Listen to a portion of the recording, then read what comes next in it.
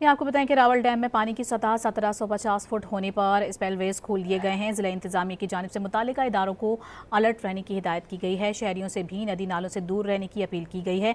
मजीद जानेंगे don news की नुमाइंदा रुखसाना खान से, जो कि रावल डैम के मकाम पर मौजूद हैं। रुखसाना, बताइएगा क्या सूरत हाल है?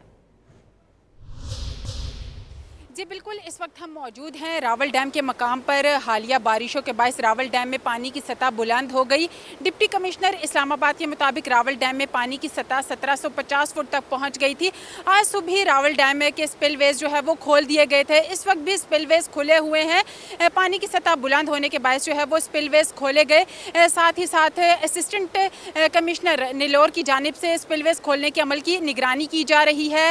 रेस्क्यू, सिक्योरिटी और मेडिकल टीमें जो है वो फौरी इमदादी कार्रवाई के लिए भी मुख्तलिफ मकामात पर मौजूद हैं और सिक्योरिटी के इंतहाई सख्त इंतजामात हैं। इसके अलावा मकामी आबादियों को जो है वो अलर्ट रहने की हिदायत की गई है। शहरियों को मोहतात रहने का कहा गया है और रावल डैम के करीब जाने से गुरेज करने की हिदायत की गई है और तमाम ज़रूरी इक़दाम जो है वो बर वक्त ही मुकम्मल कर लिए गए थे। जी।